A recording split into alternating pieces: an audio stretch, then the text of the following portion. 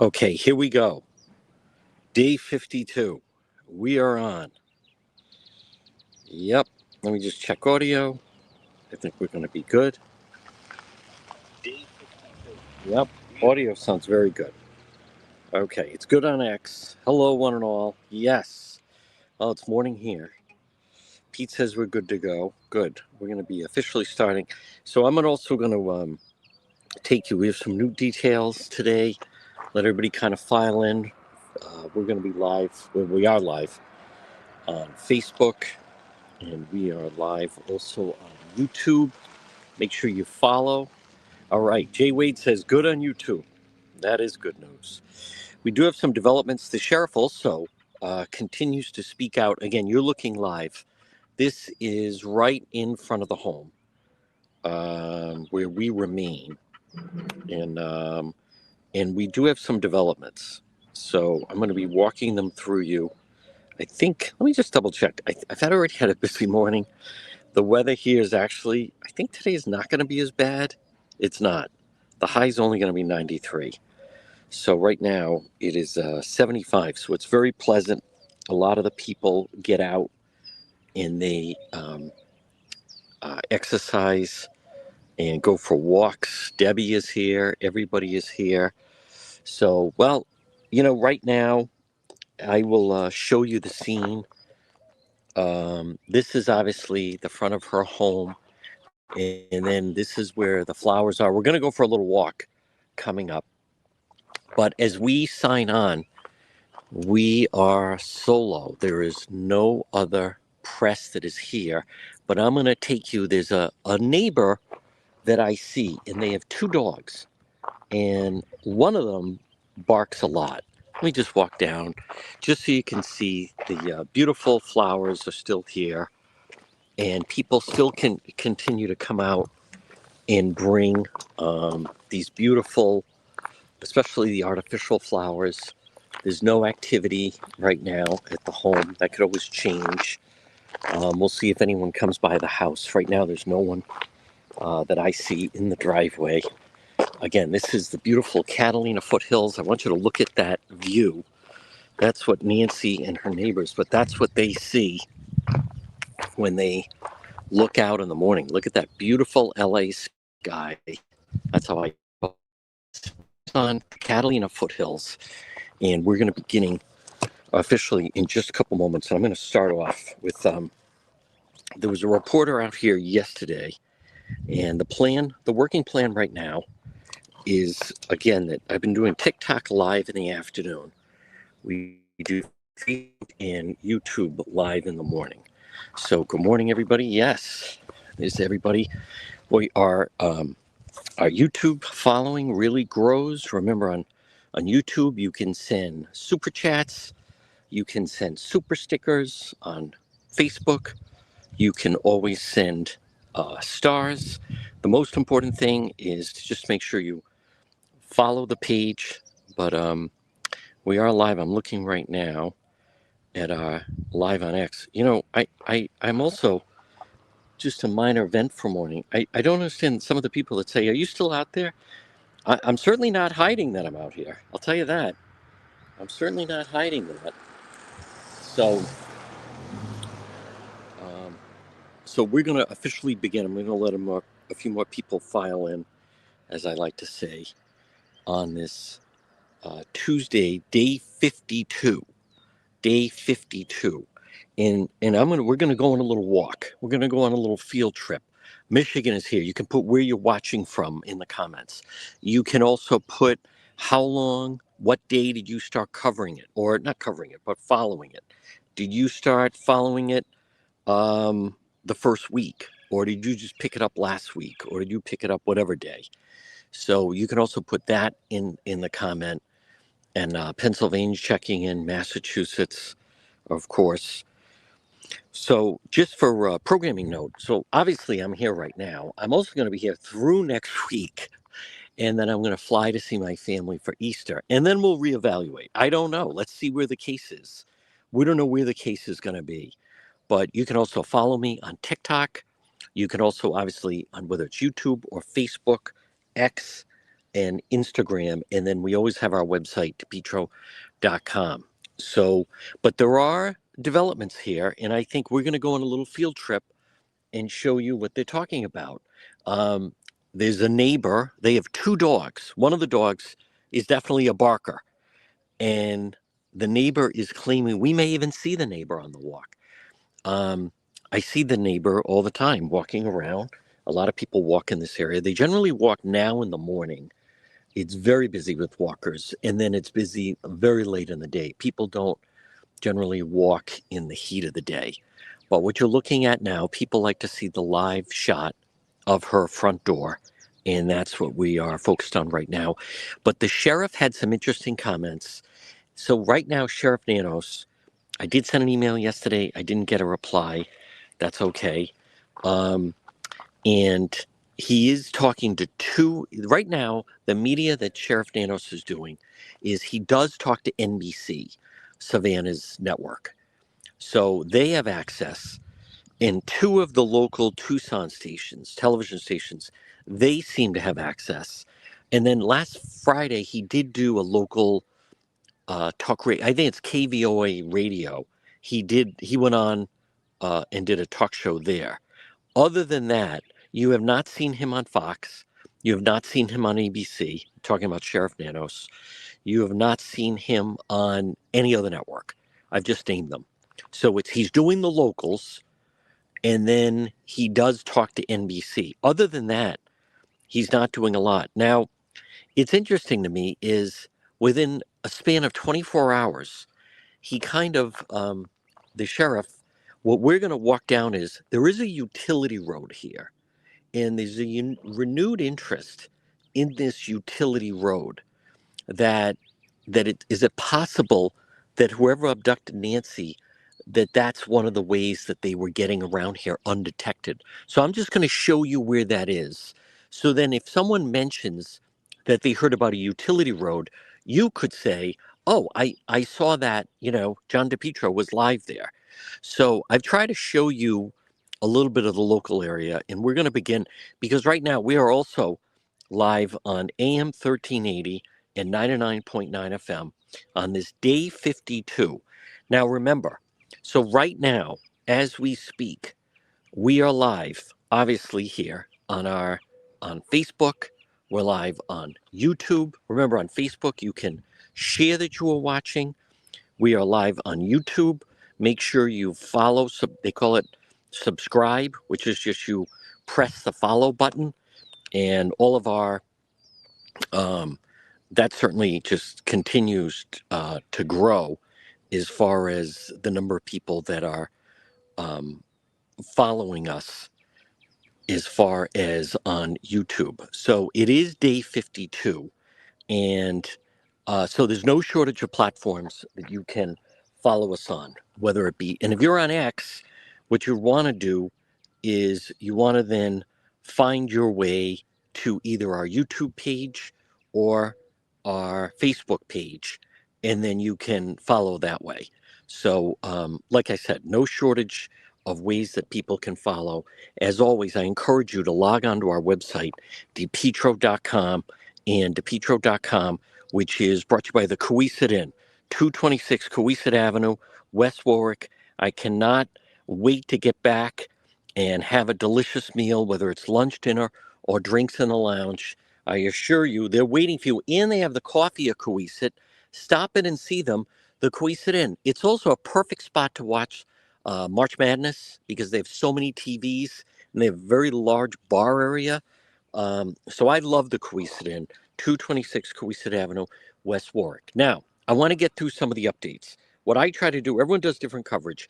I follow this literally hour by hour and many times minute by minute. But that's the only way to me that then you know when there's something new that develops. So by following it as closely as I do. So as I mentioned yesterday, there was a reporter out here from KOLD, Renee Romero, I think her name, Renee Romeo or something akin to that, was out here. And the night before, what they had was, here's just a neighbor, I think, who's cleaning up some things. Very nice people. It's nice. They come, they fix up the flowers, and they want to keep where the growing tribute to Nancy, where people stop. At least some of the neighbors do, and they tend to like fix some of the flowers. But anyhow, so what's good about when the sheriff does an interview like he did Saturday night on KVOI, which is the NBC affiliate, as a result of that, yesterday that was the first time in a really long time that the reporter, another reporter, was actually live outside the house here, the way we are, and was live for the, I think it was the 4 o'clock news and the 5 o'clock news. But anyhow, but there's renewed interest in this January 11th. So, and I want to just back up for a moment, and I'll play it. On Saturday night, the sheriff does his first interview in a while. Well, he did do the talk radio thing, but first television interview in a while, Savannah's old station. And there's no mention of January 11th. Within the special that they ran, it was Saturday night, 6:30 to 7 on the local station out here. Within that, the Guthrie family released a statement. And they said, and anyone that has any footage to for January 11th. So that date again was thrown out, January 11th. And we know it's significant because of the images of the masked intruder. And one of them, it looks like people are speculating that is a different night sky. So it was kind of odd that the Guthrie family mentioned January 11th, but the sheriff in his interview, he did not mention January 11th. Now, if you were watching yesterday, and again, right now, we're live on X, we're live on YouTube, we're live on Facebook, and we're also live on the radio on AM 1380 and 99.9 FM. So, but yesterday, NBC, The Today Show, they had a segment where they asked the sheriff, they got information from him about January 11th. And I played it yesterday.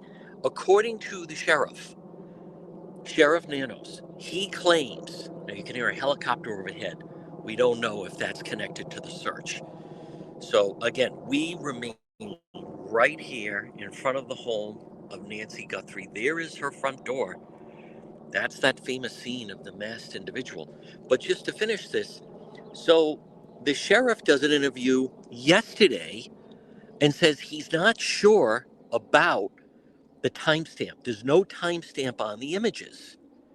But he does say there's something odd about January 11th, which is several weeks ahead of time. Now, the reason why this is significant is for the police that are trying to gather any type of digital evidence. If these individuals, or just the one individual, whoever, the masked individual, if they were actually around here on January 11th, then they were really casing the scene. So I'm going to play for you. This is, hold on one moment. This is Pima County Sheriff pulling up. Hold on, everybody. Um, no, no, I haven't seen him. I have not seen him. Nope. I have not seen him either. I don't know. I don't know. But I have not seen them while I've been here. Okay. Thank you. Have a good day. Huh. Okay. First they were looking for one individual. Now they're looking for two individuals. So that's, boy, never a dull moment. All right, let me play it. This is, no, it's fine. It's fine. I'm live. Have a good day. Have a good day, Sheriff. Let me play. This is the sheriff's interview yesterday. Over the weekend, the family asked for the community's support, reading in part, quote, "We desperately ask this community for renewed attention to our mom's case. Please consult camera footage, journal notes, text messages, observations, or conversations that in retrospect may hold significance. No detail is too small. It may be the key. I spoke with Sheriff Nanos about this plea from the Guthrie family, specifically the request for footage from the evening of January 11th. He tells me there's been a lot of speculation that one of the images released of the suspect was from a different night other than January 31st. Some thinking it was January 11th, since that's the date investigators have been asking for. But Nanos tells me without timestamps on the footage, there's no way for them to know that for sure. There's nothing there critical that we can say positively that this individual, with or without the backpack, was at that house on January 11th. Nano says the suspect removing the doorbell camera is the only way they know that footage is from the night of the abduction. However, Nanos tells me the real reason they're asking for January 11th. We do believe that something occurred on the 11th, and that's with the FBI's analysis of the equipment and digital stuff they've done. But he tells me even that remains speculative. I also asked Nanos about the Guthrie family's plea to the community to not forget their mother's case, and he tells me while some may move past it, they will not, stating very clearly that investigators do not see this as a cold case. We have so much in front of us, and we believe we have good evidence in front of us. Will that dry up? Could I be wrong? Absolutely. Anything's possible. But we're not giving up. Now, I spoke with a couple of neighbors in the area, and they tell me they were asked by FBI agents for footage from January 11th, but they told me that nothing was found from their media over the weekend. They only asked for the reason why that is significant is prior to this, that's the most that we've heard from the sheriff about this. Essentially, that it sounds as though there could be two camps here. And one camp is the FBI, where they believe something happened on January 11th. And I want to show you specifically. And then, as I mentioned, we are going to go for a little walk. But this has to do with, and I did receive an email from an astronomer that we may have on, depending on his schedule. But what this has to do with, there are people that have studied the pictures, and they claim that the sky is different, and it's in two different nights. It's from two different nights, excuse me. So, and this is the image right here. So this is what we're talking about, where on one side, see, he's got the backpack and he's up towards there. Now that is definitely right at that they believe is the night of. That was February 1st. On the other side, the split screen of that, this is what they're talking about. That this is growing speculation. Now, Google initially told them, oh, that's from January 11th. But then Google came back, and the Today Show reported this. NBC reported this. The Today Show and NBC reported that Google then withdrew, initially saying they thought it was January 11th. So same outfit, but what's missing is the backpack. But those that study or know the night sky, they swear that these are two different nights, and there's a huge difference between them. Now, I want to just read, I did receive an email from an astronomer who I invited to join us, and he writes, boom, boom, boom, not been discussed. The full moon on February 1st. It's been so aggravating here. Everyone discussed, Perp approaches entry. His shadow is well defined in the sidewalk, showing how brightly the moon illuminated her property that night. The perp had to be aware that he could be visible prowling around the house. I know it is a minor detail, but I wonder if the perp thought about the moonlight when they chose that particular night. We don't know that. Possibly the houses are so isolated in that neighborhood, they use the moonlight to their advantage to move around the yard. Personally, I would think that extreme darkness of a moonless night would be more desirable. I teach astronomy. I use my software, carefully plot the moon positions versus the orientation of Nancy's house. His shadow on the sidewalk would not be seen before 1 a.m., but could easily match a timeline between 2 and 3 a.m. on February 1st. So, Tony the astronomer. So, I did respond to him, and we'll see if he's going to join us. Now, I want to show you there's renewed talk about a possible vehicle on a utility road. And I'm going to take you down, and I want to show that to you because we've been hearing about it for a while. What I think is most interesting about potentially this utility road would just be the fact that now they're talking about, is it possible that they were utilizing it on January 11th? And what we do know is the more that if they were out here on more than one occasion, that increases the chances that they could have been detected in some way. That increases the chances that there could be more footage of them in some way.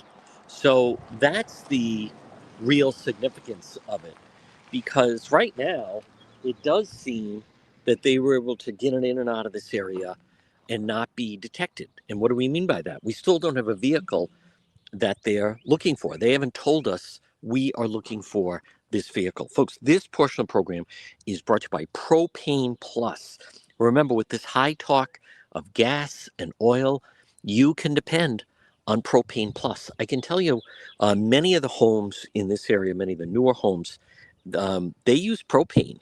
They use propane as their main source of energy. And in Rhode Island and Massachusetts, you can depend on Propane Plus for all your propane needs. Remember, it's Propane Plus. Give them a call today, always online at propaneplus.com, residential or commercial.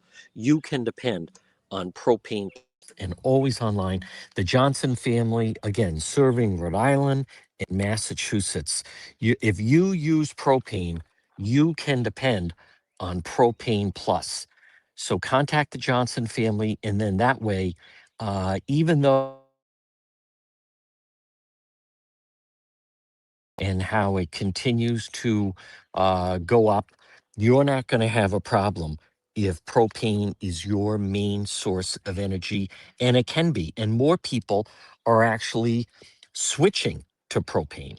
So remember, Propane Plus, Rhode Island and Massachusetts, they are the best. They're not one of the best. Someone's going to be number one.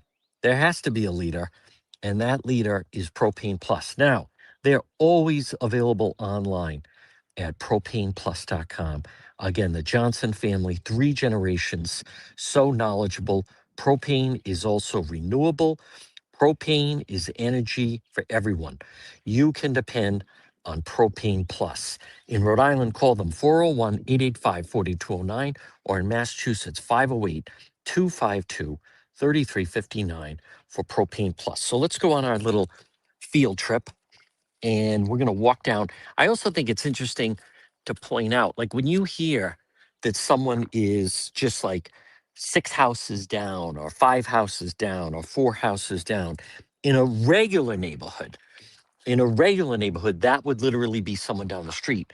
But in a neighborhood like Nancy Guthrie, as a matter of fact, I think we're going to hold on a moment, because I think coming this way is in fact the neighbor who Nancy Grace had them on.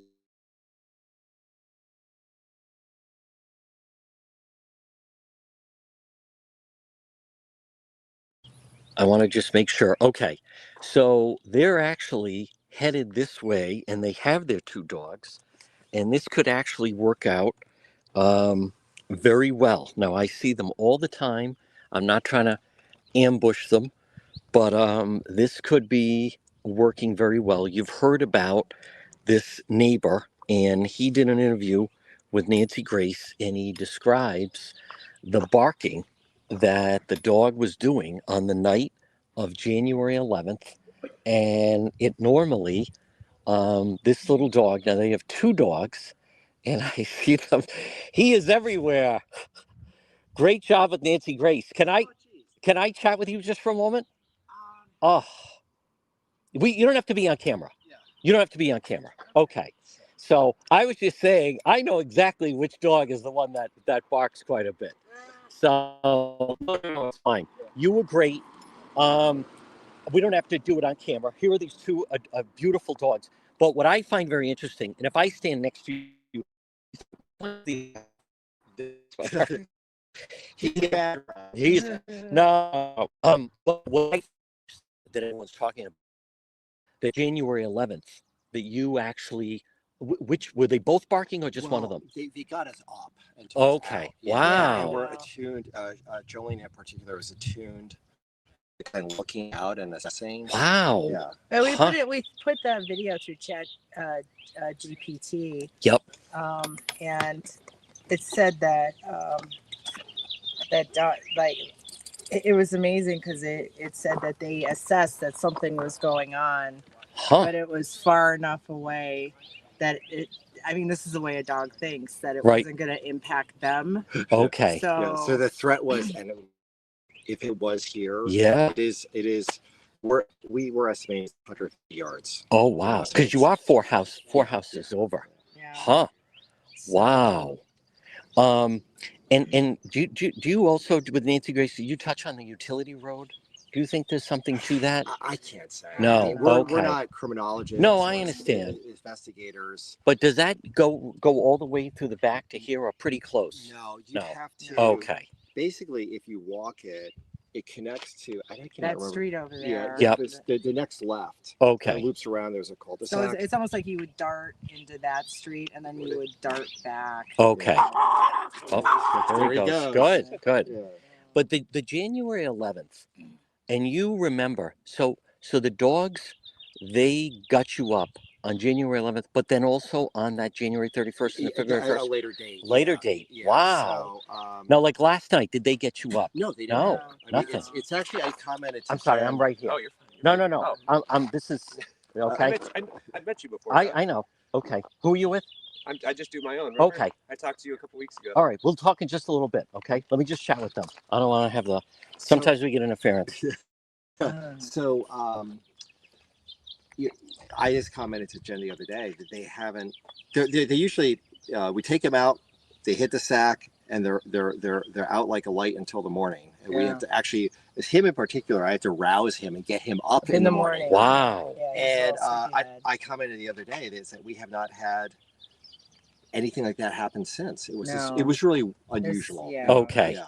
Wow. So we don't know. I know. Did they hear something? Did they sense something? Yeah. I was in a fugue state at 1 whatever in the morning, Yep. and took them out grudgingly. It was Sure. and then went back to bed, and I did not hear or see anything. But they're Didn't. dogs. They work on a different. Huh. Well, I'll tell you, as you guys both know, as you walk around, I mean, I can tell you the houses that have dogs because they detect me when I'm on the sidewalk. Yeah. Or, well, there's no sidewalk, but you know what I mean. Yeah. Out in front of the house.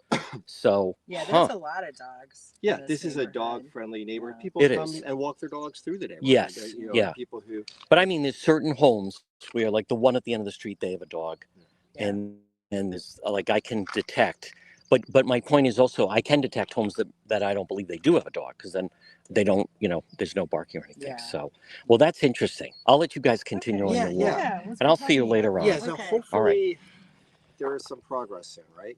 I don't know, but I think the 11th is interesting though. Yeah. Yeah, because that still seems fuzzy. Yeah. So Yeah. in the latest interview, the sheriff saying, we think something happened that night. So he keeps evolving. Yeah. Saturday night, the KVOA, he didn't mention January 11th at all. Savannah, they put out a statement. They say, and January 11th. NBC circles back to him and says, what is this with January 11th? And did you hear what the NBC report was? So Google initially said, hey, the image of him with no backpack, that's from January 11th. Then Google went back to them and said, scrap that. We don't know if that's from January 11th. Yeah. So that's confusing. But now in the latest interview, the sheriff with Cole, he said there's something about January 11th that the FBI thinks there's something there. So that's where that comes in. We hope there is, because this is horrible. Yes. Yeah. for No. this family. Yeah. Yes. Some resolution. Agreed. For them. Soon for them. Yes. It's terrible. Okay. I'll let you guys Oh, go. for sure. Great to see you. Good Oh, to for talk sure. to you. All right, folks. You guys were Again, the ones who had the dog we can bark that night. continue Well, they did. here. They were alerted. Let me. That was crazy. I want to just put in my earplugs again. Eye camera. Just Yeah. because, Okay. Now, folks, we again continue. So we got a lot. Let me just switch it, and we let me just switch to my. There's a lot of room, right? I was gonna. Okay. No, that's all right. So I'm live right now. So okay. Um, but it's just this way. There is a lot of room to spread out. Oh, okay. Okay, understood. All right, folks. Again, I respect the fact that the neighbor. We're gonna take a walk, and I'll show you the utility road. Um, there's so much room here, and then you just have someone that just like plops down next to you, and I don't understand that because then like people are trying to talk over each other. But I'm still going to go on. We're going to go on a little field trip. So I think that's interesting about the dogs. Now, again, it's nothing, there's not going to be an arrest in that, but that certainly seems to draw more attention to January 11th and exactly what happened on January 11th.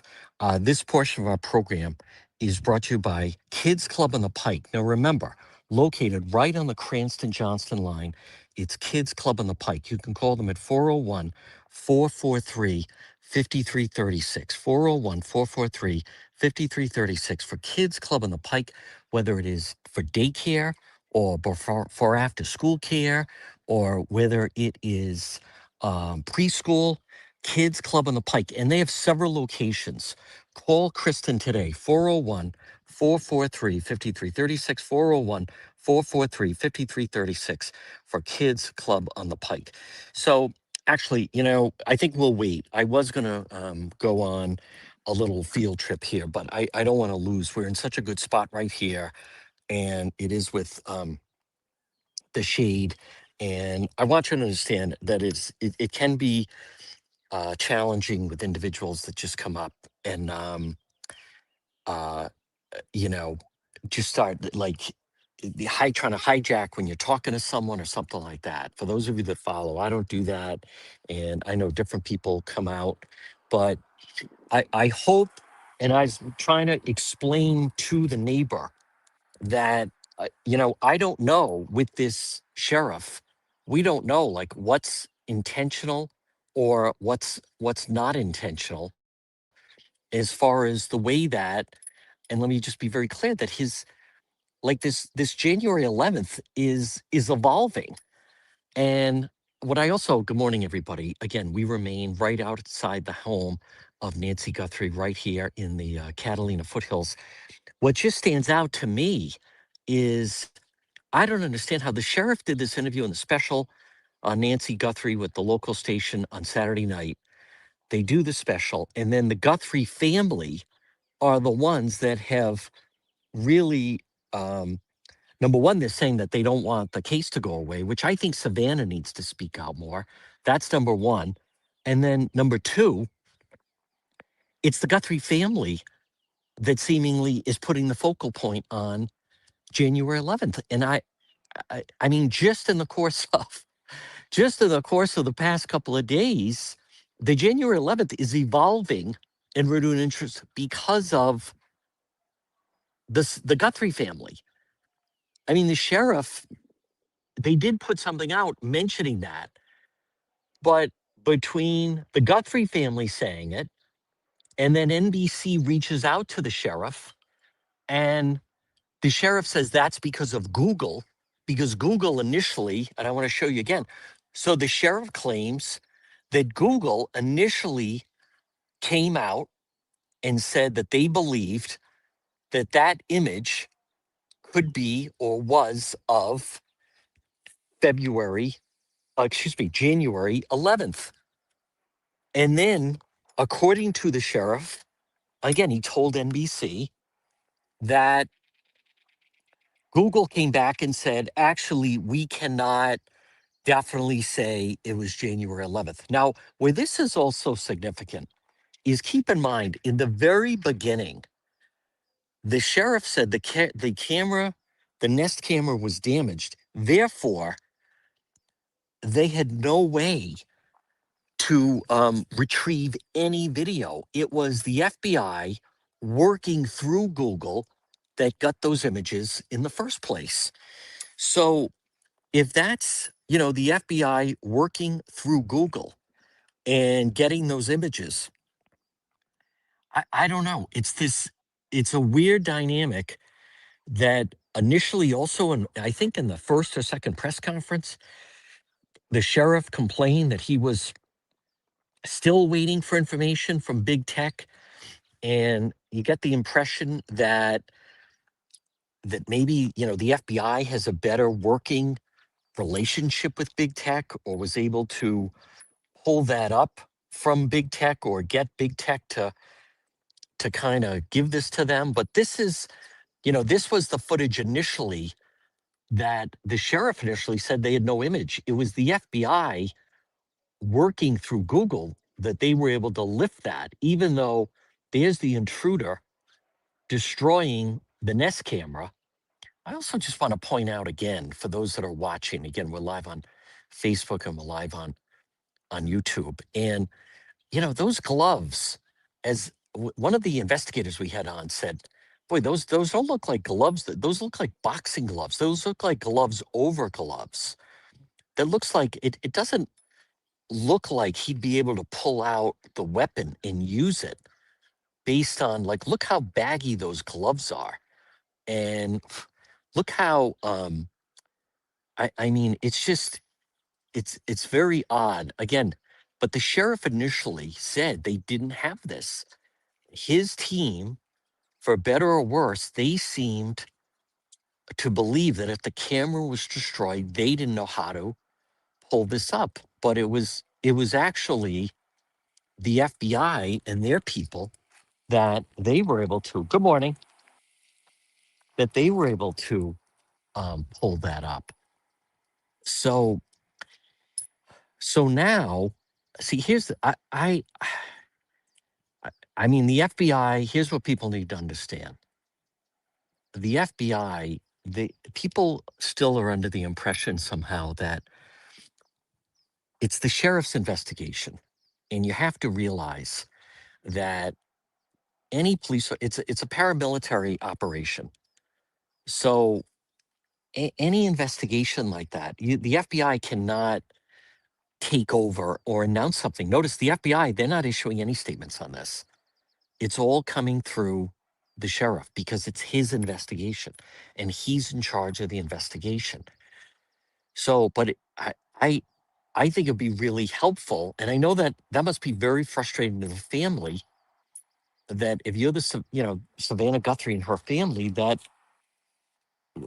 you still don't have the sheriff and the FBI seemingly on the same page. As much as the sheriff continues to say that he's working with the FBI and blah blah blah, but I read it as like they have a different impression of what happened here compared to what with what the sheriff seems to think, because they just keep coming back to that. Now this business that, like, now the sheriff there is like leaning into the January 11th. Every time he's doing an interview, I don't want to say the story changes, but the dynamic certainly seems to change, because he's not giving a consistent, coherent details. It keeps fluctuating. And first, with today's show,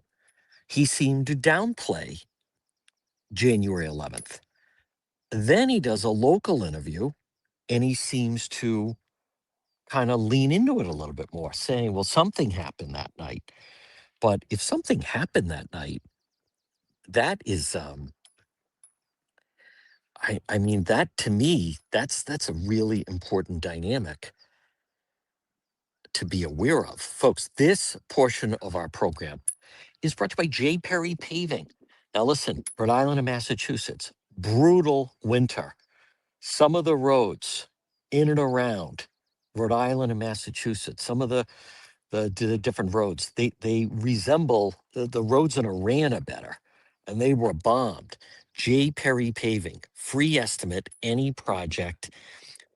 Give them a call today, 401 732 1730.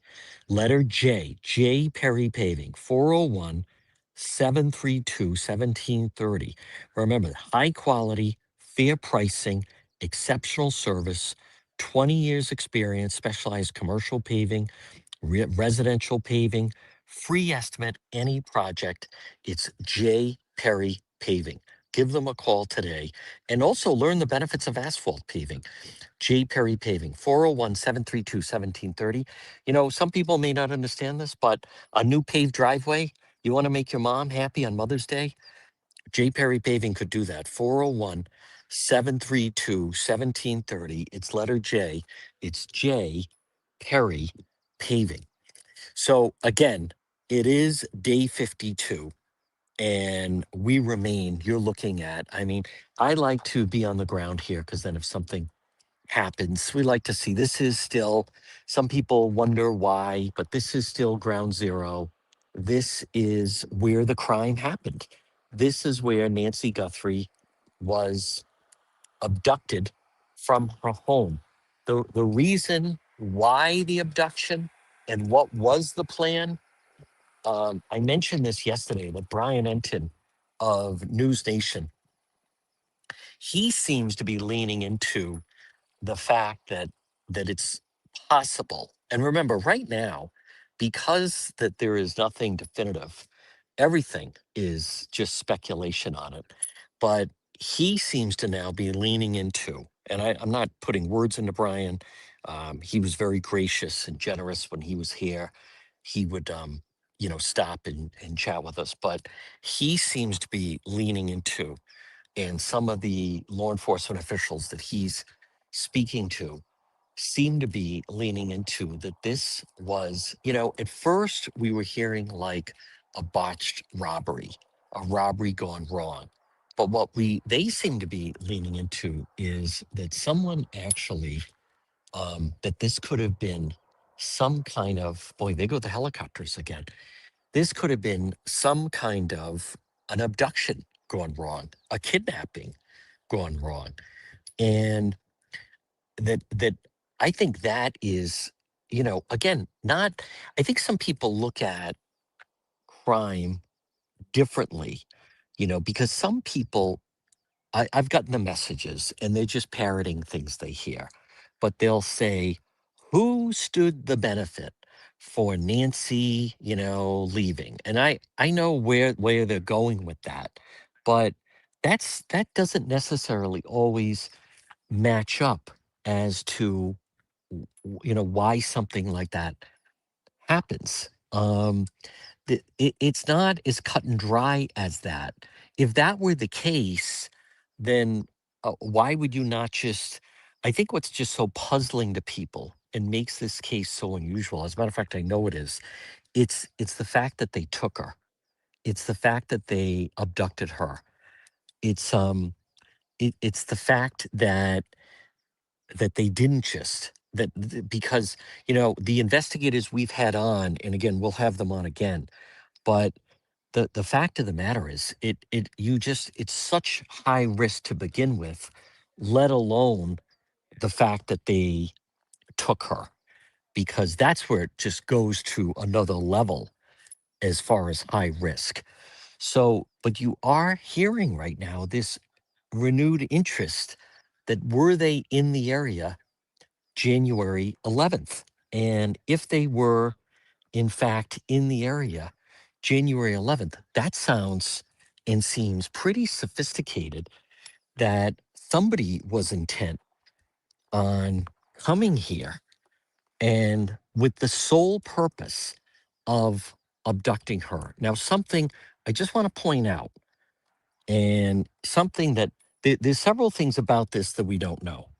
And I've already, and other people, we've had investigators explain why. I get that some people don't understand that because there's some people saying, the police are withholding information. Well, they always do. Because if they get the real person, they want to withhold things, either mistakes that the person made in case there's an arrest, or more importantly, sometimes you get these nutcases that come out of the woodwork and they try to take, claim for it, even though they had nothing to do with it. So what I still think that we have not heard, and is that I come back to the sheriff saying they immediately contacted the FBI. They immediately contacted the FBI. And I come back to what did they see when they arrived at this home, the home of Nancy Guthrie? What did her family see that they immediately called the police? And what did the sheriff's office see where they immediately called the FBI? And what I mean by that, is it possible, did whoever abduct Nancy, did they leave a note? Was there some note of, we have her and we'll be in touch? What's so odd about that is the fact that the sheriff still just referred to this and they classified it as a missing persons case. Because if you came into this house and you immediately saw, like, received a note or saw that it sure looked like there was a struggle, and I'm trying to be sensitive here, but maybe even, but like a bloody struggle, it is true that it's never been confirmed that there's blood in the house, but as we have talked about and shown, there certainly was blood on in the front, right on the steps. And the only reason the media knew about that was not from the sheriff. The sheriff then had to confirm that later, but that was because the media went up to the house when they released the house. And then, you have those pictures. As soon as they released the house and the sheriff said, oh no, we got what we needed to, and the crime scene is all set and so forth, then, the media immediately went up to the house, and that's where how they were able to, capture this picture. So, and with the flowers, and it's still, as I have mentioned, what is still like remarkable to me is this is so, you got to realize this is so uncommon. It is when I cover a crime scene, whether it be from a sharp object, a shooting or a stabbing, they then bring the fire department in and they clean that up. Now, when the media got this, the sheriff then said, well, it wasn't our job to clean that up. But it, as you may or may not remember, they then closed off the house again. And then it was closed off for a period of time, and then the FBI went through it. But then in the interview over the weekend, the sheriff was saying that on Monday that the FBI, that night, Sunday night, the FBI was processing the crime scene. The FBI was processing the crime scene. And so, and then, we did learn that matched Nancy's DNA. I know there are also some people, they believe, and you could be one of them, they think all of this was staged, that something else happened and this was staged. I come back to, again, I know it's odd, but that just seems like super high risk that someone would, if you, I don't know what to make of that. That just seems highly, highly unlikely. And there is now, I noticed online, there's renewed interest of should they be pursuing more about this case south of the border? Should they be pushing this more in Mexico?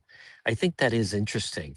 Now, granted, like this is, say what you want. Everyone has said that this individual, amateur hour, clown, cleanup guy, even. But the fact of the matter is, they still haven't caught him. I want to thank Erica. Thank you, Erica, super chat on YouTube. Yes, we love our YouTube crowd, keeps growing. But I think, you know, as much as they knock that, is it possible? And we've talked about this, but is that one of the reasons why? Although I would just say that's really difficult. I mean, I've seen there are some cases that they have a much clearer image of the individual, and they still can't, get someone to identify it. But I know they've broken out about the eyebrows, and it's not the worst. I mean, the worst would be that you don't even see the eyes in some way. They had like goggles or something. At least you can get something. You have a sense of how they walk. Um, there's definitely some clues here if someone knew that individual, but it's to this date, I still believe that one of the things that is frustrating them is, and I know some people don't fully get this, but I think, law enforcement, I covered a case, and those in the Rhode Island area might remember, it was Carbuncle Pond. It was this woman from Brockton, and this guy was in a relationship with her. Um, she worked at a factory. She was from another country. He had been in prison. He was like a janitor at the factory. They developed a relationship. He was going to get back with his old girlfriend. And he actually got the woman from Brockton pregnant. So then he and his one of the guys he did time with at the ACI, they picked her up, and then they looked for a couple different spots. They initially went down to Oakland Beach and Warwick, but then they ended up at Carbuncle Pond in Coventry. And one of the reasons I mention that is during the course of that case and the trial, and they were found guilty, were they had a full tracing of their phone, pinging off cell towers. They knew when they picked her up in Brockton. They knew when they drove down to Warwick. They knew somewhere that they stopped for gas. They knew then, and the cell tower was following them to the pond. And it was pretty remarkable. It was a case by the Rhode Island State Police, but they were able to really map out their movements. And they had a full path of travel of where they had gone. And so I know what's frustrating police with the Nancy Guthrie case is the fact of they just can't get like whoever did this, as much as people want to say they're amateurs and clowns or whatever, but they seemingly knew enough to shut off their phones. They didn't have phones, so they didn't use phones for navigation. If there was more than one, they didn't use their phones to communicate. So they didn't have GPS that could be tracked. They didn't have anything bouncing off the cell tower. So, for instance, right now, as we are in front of the home, um, the devices that I'm using, my cell phones, are bouncing off the local towers. So, if something happened here, the police could pull all of the information from the cell tower, and they would be able to determine who was using a cell phone in this area. But they don't have that, and they also don't have the vehicle, which many times, because of OnStar, they sometimes can track a vehicle. So, as much as people were dismissing these individuals so far, or individual, they've been very successful in eluding police. Folks, I want to remind you, and I want to thank, we have a great sponsor for Rhode Island and Massachusetts, and that is owner Mike Rizzo at Capital Fence. You can call him at 401 618 4407. Now, I mentioned what you're looking at is the circular driveway of Nancy Guthrie. And you have the circular driveway. Many of the homes around here actually have a gate at the driveway on the property, and that can act as a deterrent. Remember, a fence not only can be privacy.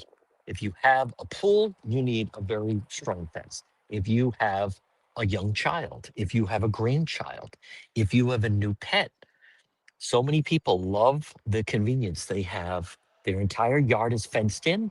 They open up their back door and they let their dog go play out in the backyard. Or that you have a child or a grandchild. And there's a lot of security with a fence. Capital Fence. Remember, online at capitalfenceri.com. You can call them at 401 618 4407. 401 618 4407. Owner Mike Rizzo, based in Cranston.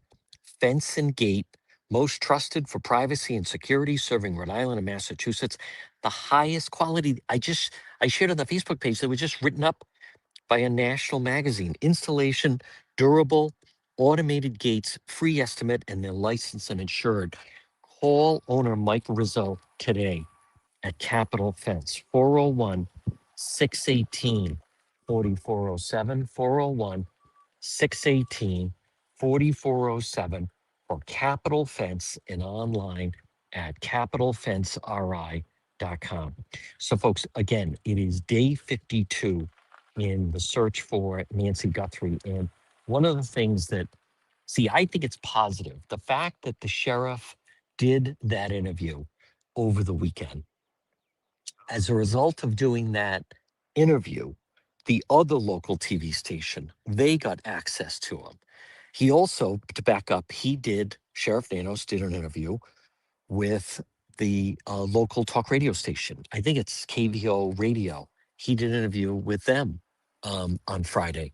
So what I find is every time the sheriff does an interview, he then has to clarify, or he says things that then he needs to clarify. And Brian Enton of News Nation even did an interview with the guy that he used to report to. Now here's the sheriff again. So this is interesting. This is becoming the sheriff is making the rounds. Now he's going to come out. So they're number one. These individuals cause a problem that they're number one, they're looking for at least one or two people, and then some of the people that come out seemingly cause problems, and now we have the sheriff back. So I'm not exactly sure what it is. Here he comes now. So we'll see what this is all about. So again, now I don't know who this individual is that's actually now even parking in the driveway. But again, folks, okay, so they're definitely now I don't know. I'm gonna just stay out of it because I know they're not looking for me, and they're definitely. But we do have the sheriff on the scene. They were here yesterday looking for somebody. They came back this morning. They're looking for now at least two people, and now they're back again and they're going after. So I want to be very clear. I have nothing to do with it. I have no idea why these individuals, this guy whoever this person is, literally pulled into the Guthrie driveway, which nobody does. And now the sheriff is here. So I'll just be honest. I like to focus on the case. I don't know these individuals actually that are here right now, that the sheriff, I don't even, as you guys know, I mean, I'm here every day and I don't even know who they are. So, but it's we'll see exactly what happens with it. I have nothing to do with it. The individuals that they're looking for are these individuals. We'll see if he's going to take them into custody or what this is all about. But I'll just say the people that are doing this, they're making it difficult for others. Although the sheriff people have been very clear, they have no problem. I follow the rules, the coverage. Not everyone does, and so now instead of focusing on the case, we have people that are making that they're the story. So I don't know what this is about, but the here we go with the Pima County Sheriff. Now, I also want to point out, every time they're dealing with this stuff, they're not focusing on the case. So, and to be very clear, I'm not gonna. I know I can already see people. What are the? I'm not getting into names. You know why? Because there's nothing to do with me. I am Johnny No Drama. Has zero to do. I come. I do my own thing. As many of you, those of you that follow, I interact with the neighbors. I was invited to a neighborhood party over the weekend. So, you have some individuals that are confrontational with the neighbors apparently, and now you have the Pima County Sheriff coming out, and they're trying to I don't know exactly again what is taking place here. So, but let me just stay on track because I want to be very clear. That type of stuff, it has nothing to do with the investigation. The whole story is supposed to be on Nancy Guthrie, not these individuals that, for whatever reason, and I have no idea why the police are looking for certain people, but they came by earlier. Um, the person or persons they were looking for are not here. So I have no idea what this is all about. At the top of the hour, we are going to go to the news, and I will maybe try to figure out exactly what's happening here. But these individuals that seeming causing some waves. So listen, if you're listening to the radio, stay tuned because we have another full hour to go. Now, everybody that's watching on Facebook or YouTube, don't worry, we're not going anywhere. But if you were watching yesterday, they were definitely in the area. They came by this morning, and now they're back down.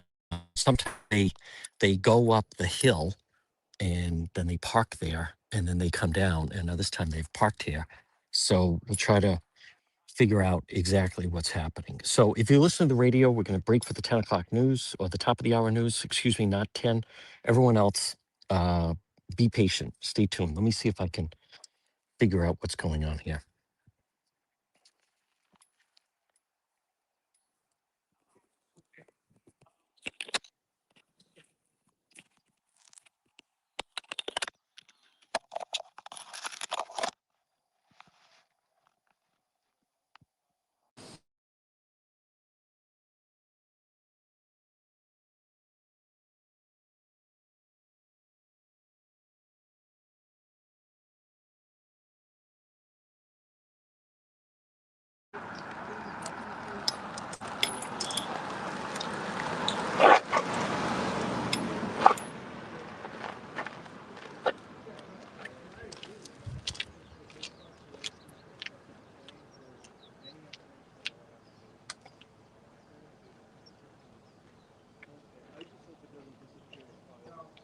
I stopped by when there was a bunch of media here. We talked for like maybe 2 minutes.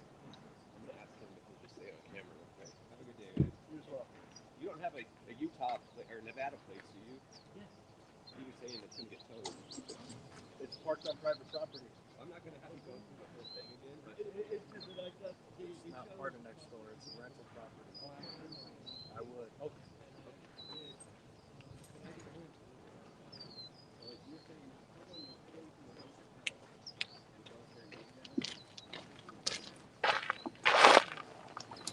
Okay, we're going to go on a little field trip.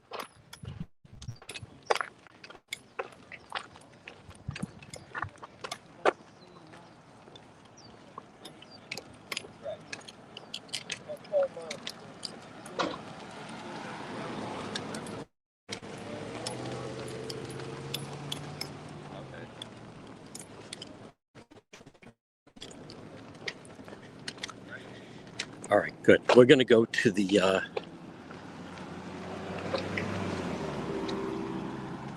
utility road.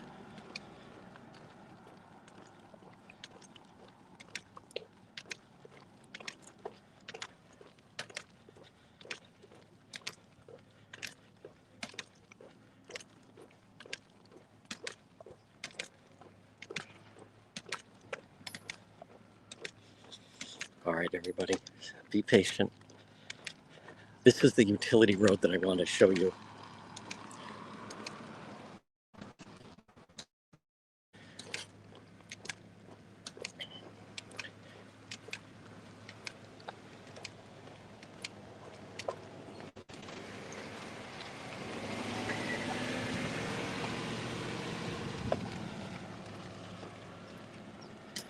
this is interesting. You have the utility road, which is kind of like a right-of-way, and this was the road that there's renewed focus on, that it's very possible that that there was speculation they may have uh, parked a vehicle on it. So let me show you the vehicle the utility road right now.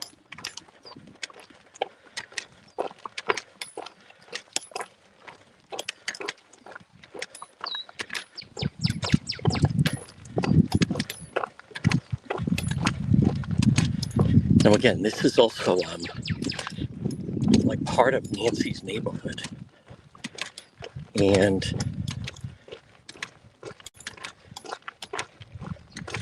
there's this utility road that goes back through the neighborhood, and it's kind of odd. So, okay, I'm going to mute it just for a moment.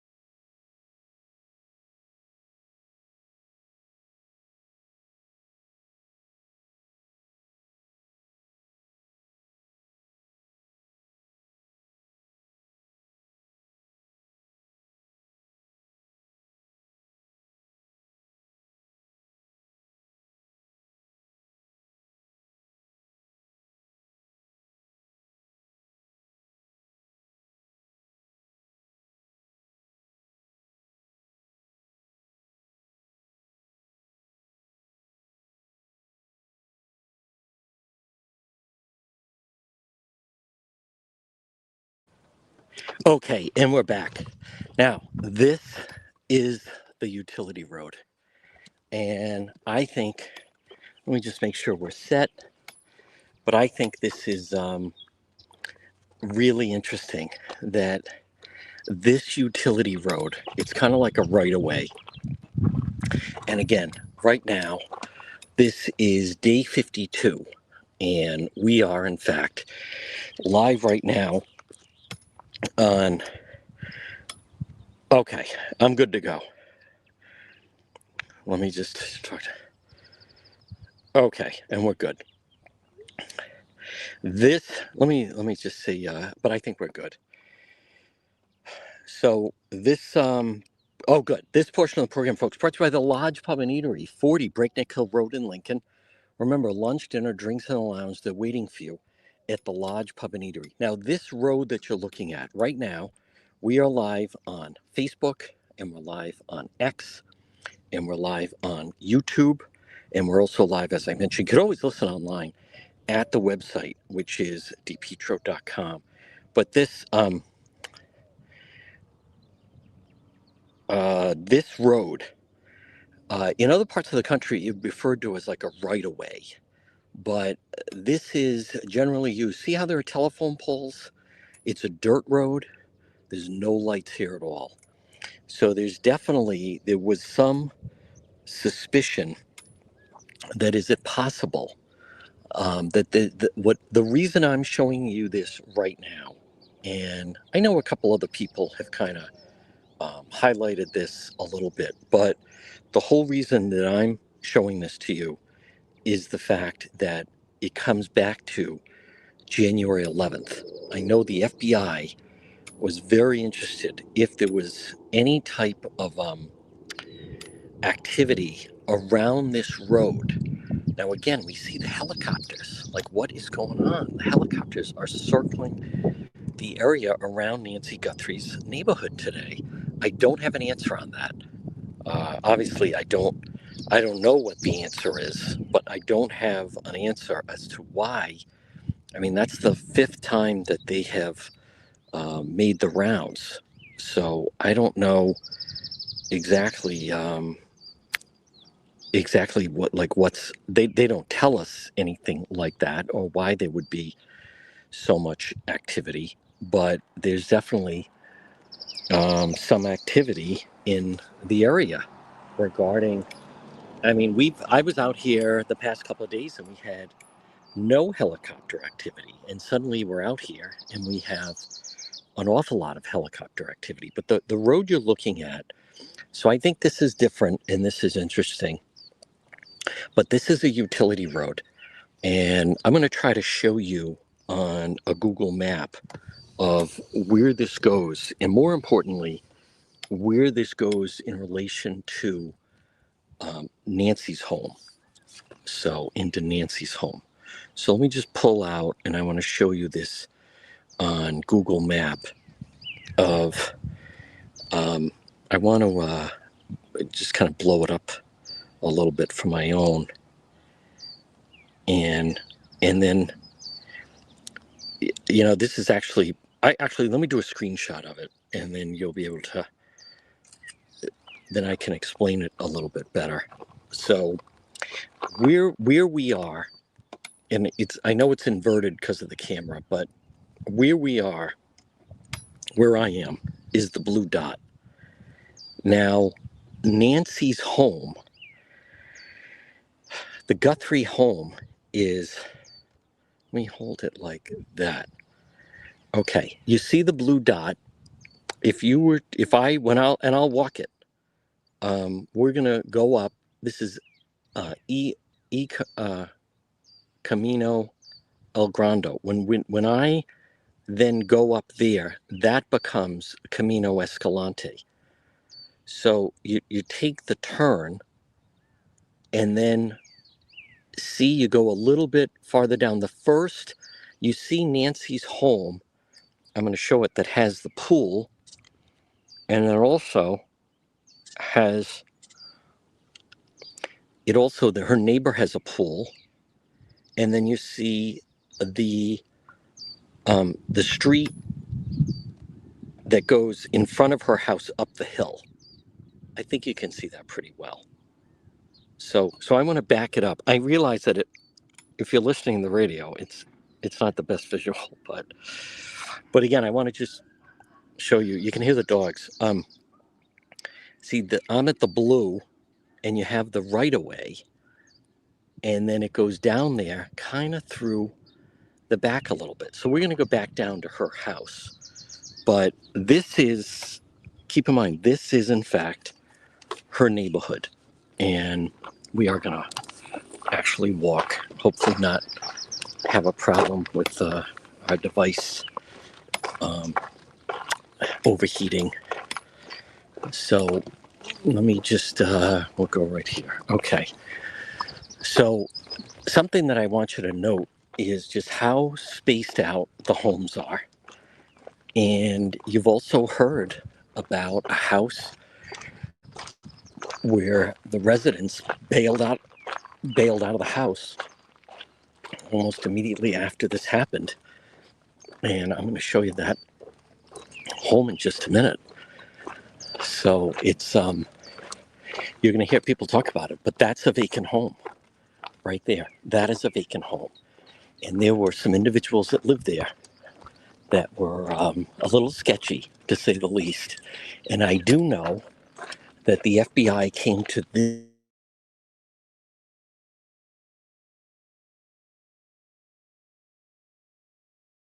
pictures of some of the people that were in that home.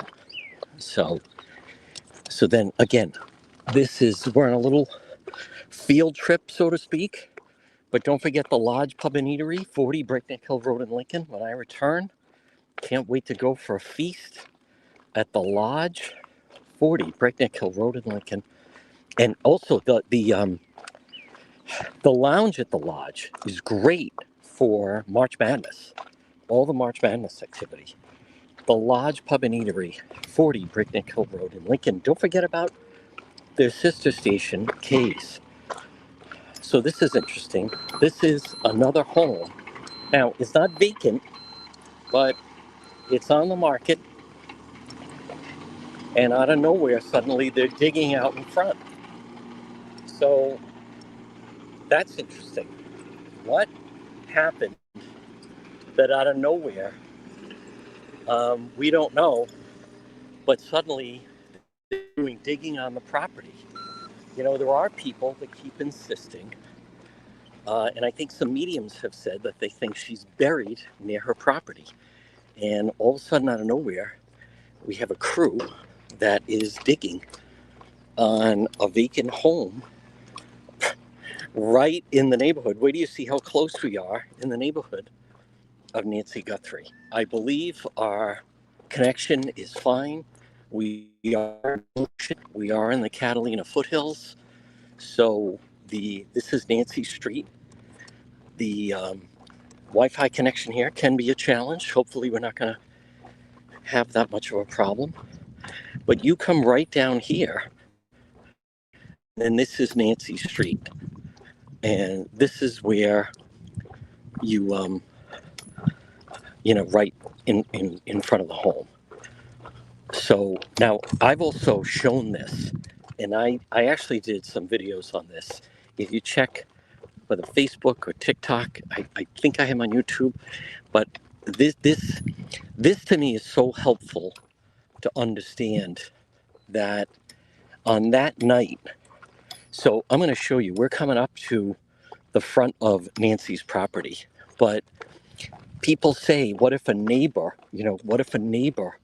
looked out the window? Well, the fact of the matter is, directly across the street from Nancy is you don't have a house. You have an empty lot right across the street. You have an empty lot. So my point is, there's no one looking out a window right here. And for those that are, there's no one looking out a window. And this is all dark. Now, I know people have talked about like a staging area, something like that, but I'm telling you that I don't think you'd have to go that far. And there's no one looking out the window right here. I have been here early in the morning. I've been here at 4:30 in the morning to be live on Court TV. And when I say black, now see, I'm pointing those that are watching now on Facebook or YouTube, that whatever that bush is with the yellow, I'm telling you right now, at 5:30 in the morning or 5 o'clock in the morning, at darkness, you could not see if someone was standing right there.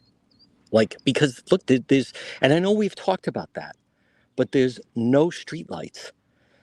Now, I'm going to show you again, we're right next door to the home.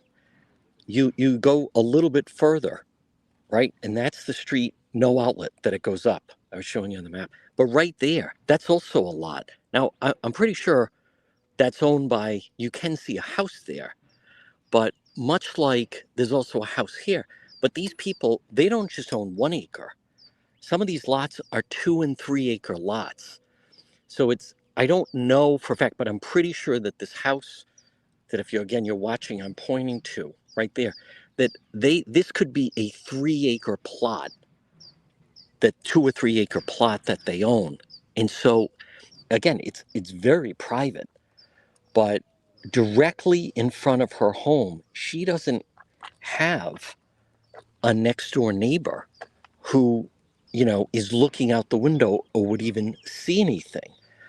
So when people talk about targeted, and I was speaking with a member of law enforcement about this, again, no dog, 84-year-old woman living alone. Now, on top of that, not only no dog, 84-year-old woman living alone, no alarm system, and this is Nancy's home right here. But not only that, when I pan out, she doesn't have, there's no neighbor there. You have a street that goes up the hill, and then you have, this is just empty lot. And right next door to her, I don't know who owns this lot. She may own the lot, or the people at the house up the hill may own the lot. But my point is, like, people have talked about the high risk nature of someone in the driveway at the house, bringing her out of the house. But unless someone was going to come down this, that's a cul-de-sac up there. There's only a couple homes up there. I think 4 max. But unless one of those 4 are coming down that hill at 2:30 in the morning, 2 in the morning, whatever, I mean, there is no one. You know what else I want to notice is, so here you have a vehicle approaching, and we can hear them because it's so quiet. Now at night, you really can hear them. And then when I've been here, so I was here to do Court TV live, okay? And it was 5 o'clock in the morning. And this was a couple weeks ago. And when a car starts to approach, the headlights jump out at you because of the darkness. So you could really spot, if there was a vehicle coming, you could really spot a car from a pretty good distance. It's not like another type of neighborhood. And I also want to point out, there are some homes around here that don't, they have privacy, but they don't enjoy this level of privacy.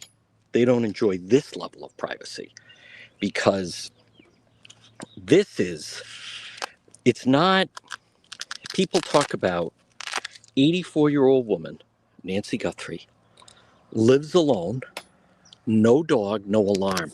But I want to add on top of that, no neighbor across the street from her. Now, she does have a good relationship. We've heard good things about the neighbor that lives on the other side, the garage side, where she does have a nice relationship. Those people seem very nice. Those people also have cameras, and they're also the neighbors that seemingly something went wrong with. There was the glitch, and that's what started all the talk about the Wi-Fi issue. But aside from that, and just keep that in mind. So when people talk about, like, and I don't want to say if I was a criminal, but if I was a criminal, There are some homes where they have a neighbor that's a little closer. There are some homes, if you go down the street, farther down, that actually have um, someone like right across the street from them. Now, I also want to thank Debbie, and I want to thank We Are Live on YouTube. Thank you to Sharon. Thank you, Sharon. Yes, very, very generous folks on YouTube. You can do super chats and you can do super stickers. And I mentioned Erica early. Again, it all depends on if you like the coverage. I like to go off what is the sheriff is saying, what's because there is new information. And what I notice is, to me, he seems to be, every time the sheriff is doing an interview, they every time that the sheriff is doing an interview, to me, we're learning a little bit more. So I wish he would do some more interviews. I know that the sheriff is taking a beating with the whole recall thing and everything else, but the fact of the matter is, uh, I, I just he needs to speak out. Where I think it would also, I understand Savannah. It just must be so difficult. Um, and I would think that it's maybe just too much. She has done those videos, and they did put out the statement. But I think that, and I've mentioned this, but I believe what really needs to happen here is Savannah needs to stay with a presence on the case, because the reason this is the story that it is because it's Savannah Guthrie. And I think if Savannah really wants to continue, and they said, in their statement just on Saturday, that they're asking for everyone to keep a focal point on this. They are believe there's a clue somewhere in this area, and I do agree with that, by the way. The best way to try to figure out what happened here is as close to the scene as possible, as close to someone having some video image of whoever it is that came here and removed poor Nancy. Now I'm going to play again.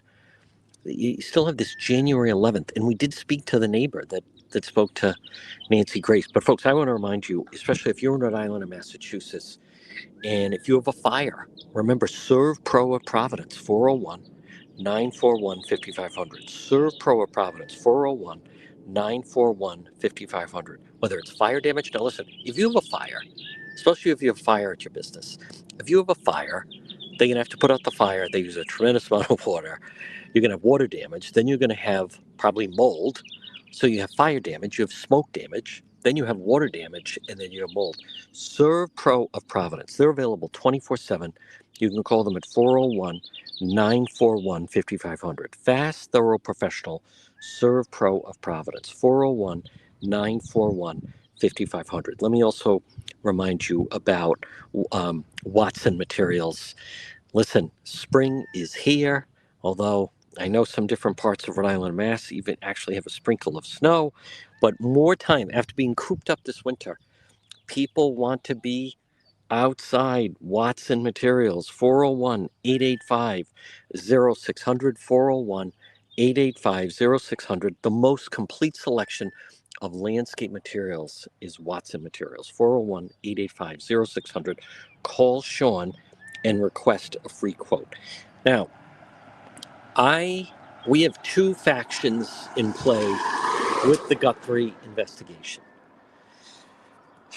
It is, okay, someone said to me, is it true it's day 52? That is true. It is day 52. It's also true that we are live right now on X. We're live on YouTube. We're live on Facebook. Facebook, you can send stars. YouTube, you can send super chats. Make sure you follow the pages. But what we're also hearing and noticing is there certainly is no shortage. There's still a tremendous investigation going on they're still pouring through material.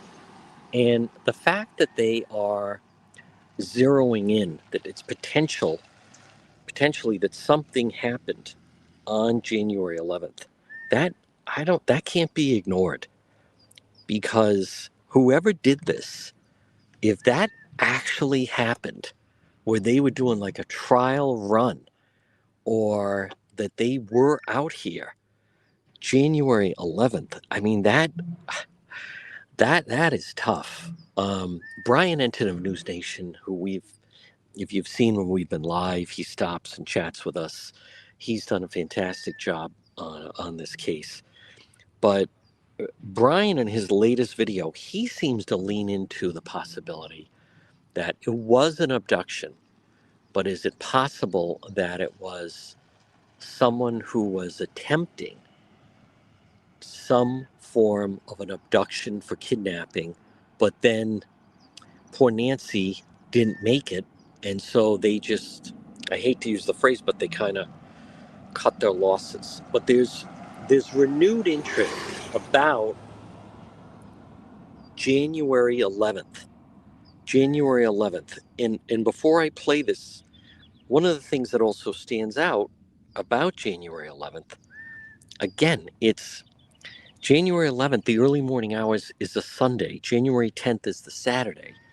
So what is it about the Saturday and Sundays that whoever's involved with this, that's when they seem to be the most active? A number of law enforcement retired that we've talked to, they seem to think that that would imply that the person works Monday through Friday, and then they just do this thing on the weekend. It's like a side hustle. So, but I want to play, this is the latest, and it's KOLD, and they have access to the sheriff. They have access to Sheriff Nanos. I noticed Brian Enton in his latest video of News Nation, he mentioned he reached out to the sheriff. They didn't respond. I don't know if Fox, I would imagine Fox is trying to reach out to him. Fox has been very aggressive on the story. I would imagine ABC and CBS, but he is talking to CBS and he is talking to two local stations. So let me play. This is the latest now with this local station. They had this quote, report. "We desperately Yes, ask this community for renewed attention to our mom's case. Please consult camera footage, journal notes, text messages, observations, or conversations that in retrospect may hold significance. No detail is too small. It may be the key." I spoke with Sheriff Nanos about this plea from the Guthrie family, specifically the request for footage from the evening of January 11th. He tells me there's been a lot of speculation that one of the images released of the suspect was from a different night other than January 31st. Some thinking it was January 11th, since that's the date investigators have been asking for. But Nanos tells me without timestamps on the footage, there's no way for them to know that for sure. There's nothing there critical that we can say positively that this individual, with or without the backpack, was at that house on January 11th. Nano says the suspect removing the doorbell camera is the only way they know that footage is from the night of the abduction. However, Nanos tells me the real reason they're asking for January 11th. We do believe that something occurred on the 11th, and that's with the FBI's analysis of the equipment and digital stuff they've done. But he tells me even that remains speculative. I also asked Nanos about the Guthrie family's plea to the community to not forget their mother's case, and he tells me while some may move past it, they will not, stating very clearly that investigators do not see this as a cold case. We have so much in front of us, and we believe we have good evidence in front of us. Will that dry up? Could I be wrong? Absolutely. Anything's possible. But we're not giving up. Now, I spoke with a couple of neighbors in the area, and they tell me they were asked by FBI agents for footage from January 11th, but they told me that nothing was found from their media over the weekend. See, that's the thing, folks. A lot of as many of you may or may not know, if you go to a convenience store, and a lot of times police are attempting to retrieve some information, it's one thing if you say it happened last night or it happened a few days ago. But the farther this goes along, a lot of the systems, from what I understand, the tapes just they erase over each other. So it would have to be a very sophisticated system in order to be able to capture something that far back. But that is true about the FBI. That is true. Now, I want to come back to what the sheriff, again, the sheriff did the interview over the course of the weekend. And in the course of the interview over the course of the weekend, he, and again, you can't, for whatever reason, he did not, the reporter didn't like follow up on this or drill down on this. But I still think that this speaks volumes about what they saw. It was plugged in that Sunday. Monday morning, we got a quick briefing. They had processed the scene, and we knew we needed some help. FBI was plugged in that Sunday. Monday morning, we got a quick briefing. They had processed the scene, and we knew we needed some help. Now, I think some people, what I was mentioning, I mentioned this yesterday, what just to me really stands out is, and we don't know the answer to this. I did email the Pima County Sheriff's Office. I'll try again today. When I saw that they are communicating with people, but I'm not seeing outside of, they've now drawn a circle as far as the local stations and NBC, and that's really it. They're not, if you notice, you haven't seen him on the Sheriff News Nation. You haven't seen the sheriff on with, just as an example, Megyn Kelly. You haven't seen the sheriff on ABC News, World News Tonight. You haven't seen, I could go through all the networks, but my point is, he's just not talking. He is just talking to, and I also want to thank Debbie, does a great job as one of our mods on YouTube. He's not talking to them, but I come back to, and I just think this is so important. What did they see that night, that day, where then they said, we need to get the FBI in here? Now, I think some people also misinterpreted when he said, they briefed us.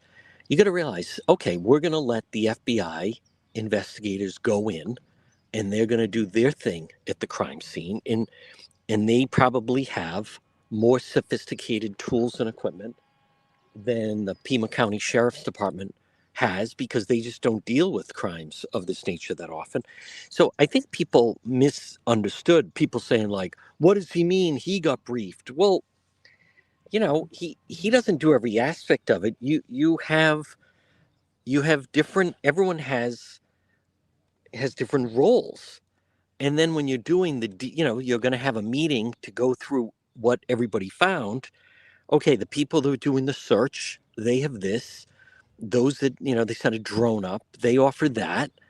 Those that are maybe checking on suspicious activity, there's different, it's all the work is divvied up. He's not doing all of it. And so those people have to then come back, and then they brief him and his team on what they found. Now, the same goes for where the FBI is saying, okay, we did this.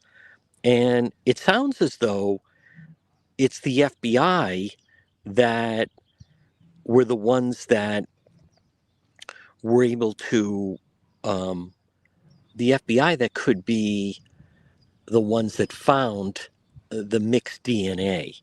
And as we have also talked about, I think it's interesting. We don't know.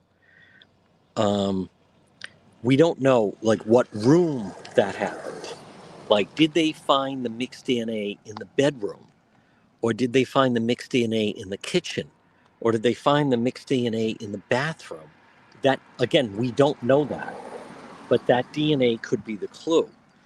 So now I'm seeing this. Someone I follow on X that just said, can we all agree the timeline is a mess? Because USA Today, Sheriff Chris Nanos explained why authorities searching for Nancy Guthrie previously asked the woman's neighbors for security footage from January 11th. I don't know if I'd say it's a mess, but this also comes back to, for those of you who have been following, is I appealed to them and said, can you update the timeline? I talked about this 3 weeks ago. where I was communicating with them, and they said, no, the timeline remains the same. And I said, I don't, I don't, I don't think that's true. I think we could all benefit from, I think we could all benefit from a newly released, updated timeline. And the part that I was trying to get across to the sheriff's people was the fact that it wouldn't mean you made a mistake. It would just mean you're doing an update. You've gotten more information. You now can. I even said you should just call it a revised timeline. A revised timeline does not mean you made an error. A revised timeline does not mean, oh, they screwed up and now they're revising and redoing the timeline. It doesn't mean that. It just means you got some more information, and as a result of that, now this is more of the latest. Now we're going to walk in just a moment. I've been hesitating to do it simply because I like this Wi-Fi, as I've talked about, can be a challenge here. And when we find a good spot, I'd like to kind of remain there. I do want to remind you, speaking of good spots, don't forget about Marie at It's My Health, 1099 Mendon Road in Cumberland, diagonally across from Davenport Restaurant. Everything you need to stay healthy is at It's My Health. Again, whether it's for yourself or for pets, It's My Health. 1099 Mendon Road in Cumberland. She also has great spices. She has local honey. She has great local products. She has hemp and CBD products. It's My Health. 1099 Mendon Road in Cumberland. Now we continue on this day 52. I think right now, what started with the sheriff doing the interview over the weekend, and now as a result of that, then the Guthries put out a statement. They're suddenly now, the media, they need the media engaged. And I also think, quite frankly, it's helpful perhaps to them to clarify some of the things that they have been saying. I want to play. This was the sheriff's interview from Saturday night. This was part of the station that did it. They're the NBC affiliate. Many, many years ago, Savannah actually worked for this station. She rose through the ranks, ends up at NBC in New York. But so this station, not only did they do a special segment, and they set up the banner, like there's a banner outside the television station, excuse me, that you can sign. But not only that, but they obviously, I think, I don't know, but it's possible, they have some direct pipeline to her because they're the NBC affiliate, because they did this special, Bring Her Home was the name of it, that they were able to get the statement from the Guthrie family. I hope Savannah recognizes that by them releasing a statement to her former TV station, it gets people talking again. So I want to play the beginning of the interview and just, not to spoiler alert. I was highlighting, I still can't believe the reporter, to me, botched the question because the dates were just still confused. But let me just play the beginning of that interview. The call. Take me back to the night of Sunday, January 31st. When did you get the call that Nancy was missing? My team had notified me of a missing person. Search and rescue was searching the area. And we begin tonight with breaking news. The Pima County Sheriff's Department is looking for a missing woman tonight. Good evening. And there were some concerns with what they were seeing at the scene. And Skyline is where we are. Investigators confirmed that the missing woman was Nancy Guthrie, the mother of Savannah Guthrie, a name recognized across the country and deeply rooted in the Tucson community. I don't even know that I knew it was the Guthrie family until probably closer to 6, 7 o'clock that evening. Ms. Guthrie is the mother of Today Show anchor Savannah Guthrie. Within hours, the investigation was expanding with the eyes of the nation watching. The FBI was plugged in that Sunday. Monday morning, we got a quick briefing. They had processed the scene, and we knew we needed some help. After the public appeal, We do do in fact have a crime scene, that we do in fact have a crime. Area right outside of Nancy Guthrie's house came press conferences, drawing hundreds of reporters. We are aware of a ransom letter that was sent to the local media. A tip hotline was created. I thank all of you for the prayers for our beloved mom. Billboards went up in several states, but the decision to clear the crime scene, followed by renewed searches in the weeks after, has drawn criticism. A major focus, all of a sudden, on the house again. Though Sheriff Chris Nanos says he stands by the work of his investigators. Sheriff, looking back at this past month in the investigation, did it go the way you wanted it to go? Yes, absolutely. Here's the thing. I think someone said, well, Sheriff, did you regret this? Well, I have no regrets about my team and their efforts. I don't regret. We've played some of that. You know what I also just stands out to me, folks, and I want to just mention it, is I know that reporter, Andrew, with that station. I'm going to reach out to him. Maybe some of you caught that, maybe some of you didn't. His first report, where he's live, he's at the corner of, he's like way out of here. I wonder if they had this entire area blocked off. Like, I wonder, is it possible that that they were not even letting the media come up here? That there is some drone footage, but on investigators, I'll have to reach out to him. I don't know why that would be, but his first report, they include that in that. He's at Skyline. I think he's at Skyline and Campbell, and that's like completely out of the neighborhood. So I'll reach out to him, because I'd be curious. We do see footage of investigators, drone footage, where they're, in the back by the pool. They're on the left side, and I'm going to walk down in just a moment. They're on the left side of the home, where you have the sliding glass doors. That I still maintain that I think that would be pretty easy entry compared to some other areas of the house that someone may have tried to, how they were going to get in. We've spoken to a number of different investigators. They don't seem to believe that individual that we see going in through, with the mask, they don't seem to believe that he's not the first one entering. That's not how he is getting in. I still think that individual, and I'll show it again right now, but how that's been broken down and how people look at that and how they view that he doesn't seem rattled. He doesn't seem to be in a hurry. He's not, I'll show it. He's not frantic. He is, he's pretty matter of fact about it, the way he's walking up to the door. And they also knew there was a camera there, which is also interesting. Look at that's, thank God they have this, by the way. Thank goodness that the FBI was able to retrieve this, because then otherwise we wouldn't even have this. But the actions of that individual have been widely scrutinized, investigated, examined, profile, the full backpack.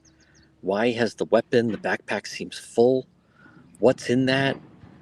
Is there a bag in there? Are there zip ties in there? Why was he unprepared? He then does rip the camera out.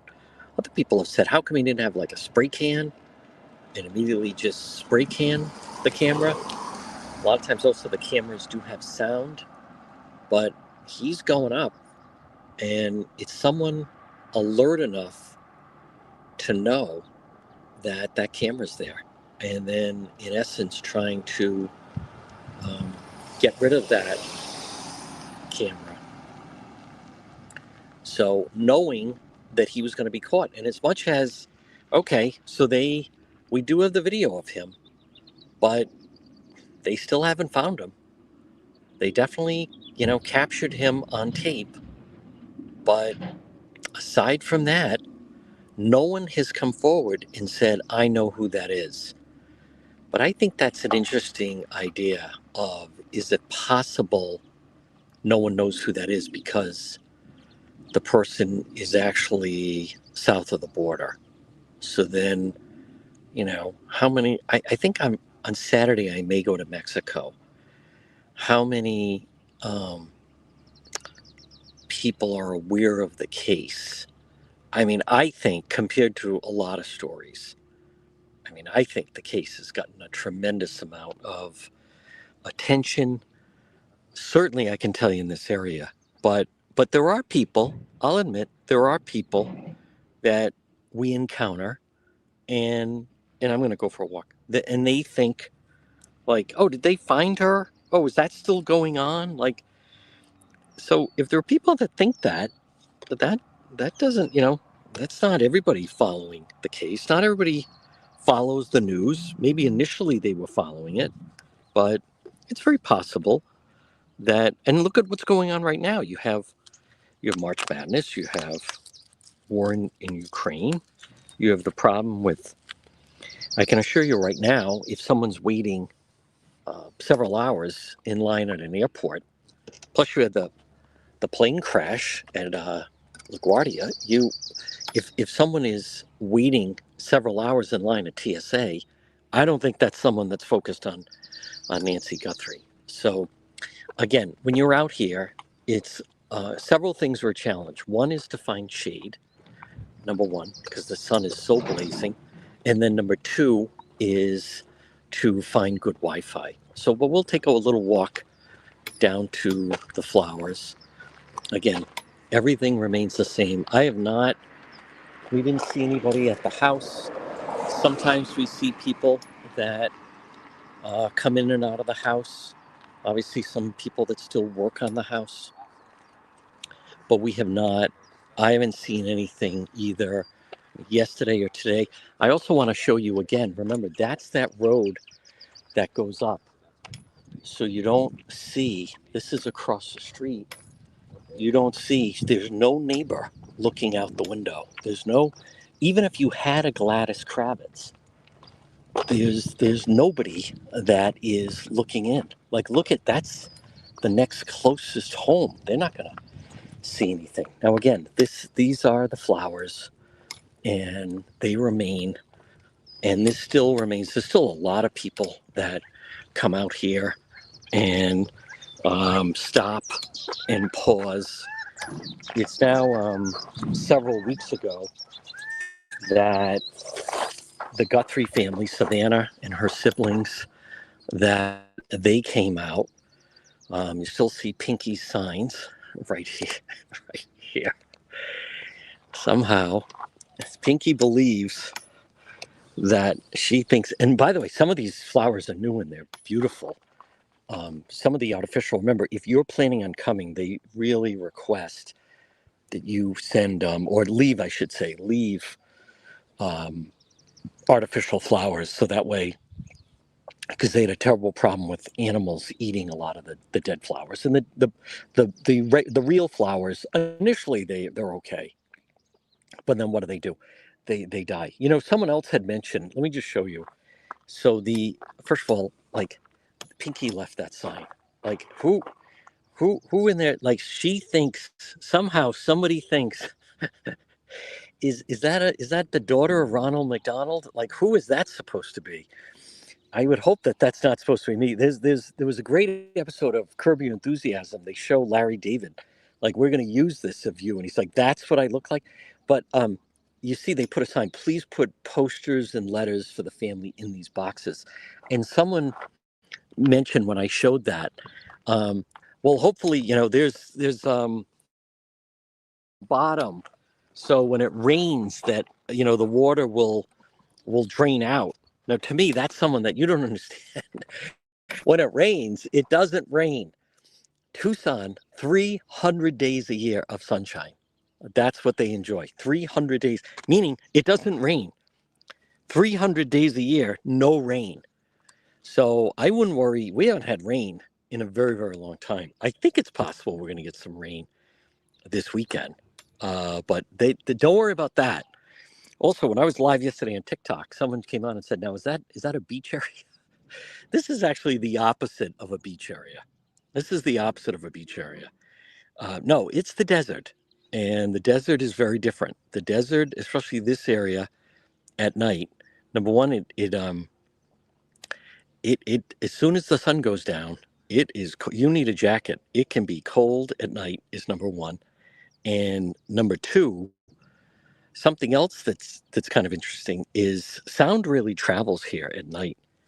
Um, you if someone was loud at night, it it really echoes. It really echoes here.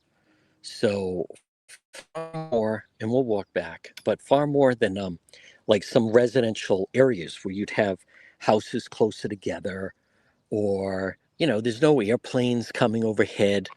There's no highway right here. Nothing like that. So at night, number one, if people are outside or talking, you hear them. I mean, I've if I've heard people just during the day if they're at the end of the street and you can hear them if they're talking loudly. At night, you really can hear them. So whoever came in and abducted Nancy, number one, it was high risk, and number two, it was someone that they knew that there could not be any type of situation or any type of problem outside because outside someone they would have heard something like that. Now I want to just double check to make sure that we're not. It is day 52. I think it's interesting that I'm hoping. I don't know if the sheriff would have. I don't think he's going to have a press briefing. I don't think he's going to do that. I think but I think the most you could hope for is if he just continues his communication with everything. I can't stop right now. I can't talk with everything that is that it is getting attention.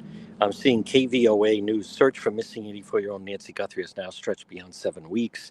Sheriff Chris Nanos is providing new details about a specific date investigators in the Guthrie family have emphasized.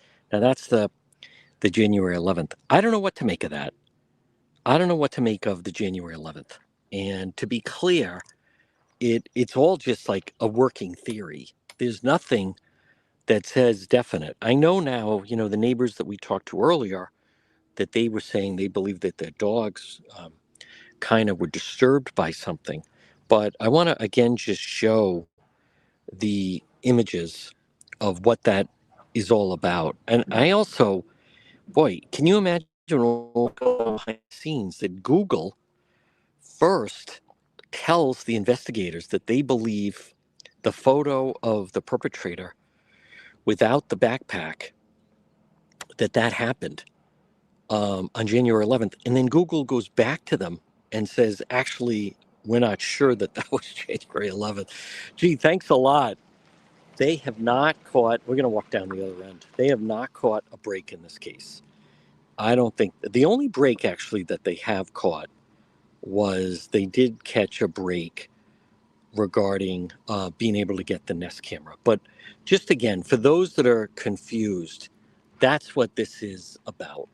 It all has to do with that image, where on one side, the individual has no backpack and no weapon in the front, and then the other one he does. And there's speculation that the image where he has no weapon and no backpack, that he, in fact, that was done on January 11th. And so apparently Google, they came out and said the image of the individual with no backpack or weapon was initially January 11th. Then they circled back and said, actually, we don't know when that is. The one of him with the weapon and the backpack, definitely February 1st, which is the early morning Sunday hours. So that's what that really has to do with is, boy, that, can you imagine like that conversation of, on second thought, we're not sure about it. Again, that is the haunting image of the front door of that individual coming out. So I want to just, and I know people like, what's the latest? What's the update? I mean, I hear that. I do want to walk down the other side. The update and the latest is just the fact that right now, I think the biggest, by the sheriff doing these local interviews, and by the sheriff, he didn't go on camera with NBC. He didn't go on camera with NBC, but he did um, talk to them initially and clarified with what happened regarding the January 11th. He didn't go on camera with them, but he does respond to them. And it's not lost on me. Again, there's the house. It's not lost on me that Brian Enton of News Nation is saying he can't get a response from him.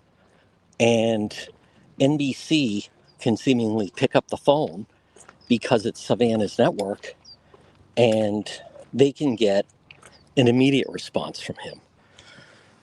So I'm not sure that that's even a good strategy. I'm not convinced, boy, in other words, boy, you're putting a lot of faith that NBC is going to be the one that's going to come up with the most information on the case. But actually, we don't, they have not, like, if NBC was not Savannah's network, Tom Winter's a really good investigative reporter, but the ones that have been the most aggressive have been News Nation, I think, and Fox. If you're listening to the radio, stay tuned for the news at the top of the hour. Now, everybody else, again, it's day 52. The search for Nancy Guthrie continues. Again, we'll go just right back in front of the house. And I will be live on TikTok later. I want to just sum up. I think it's positive that the sheriff is kind of being forced in a way, either through the family or whoever, but it's like the sheriff is being forced to continue to do interviews. The Brian Enton interview with his former boss, that I thought was kind of interesting because he described Sheriff Nanos as, he describes him as he was a boxer. He describes him as kind of like a hard-headed, stubborn type individual that just doesn't break. He does everything his way. He feels everything he does is the right way. So, that could be tough. All right, listen, folks, day 52. Thank you for tuning in. Anything big, we'll be back with updates. Make sure, thank you, everybody on YouTube. Thank you on Facebook. Search goes on for Nancy.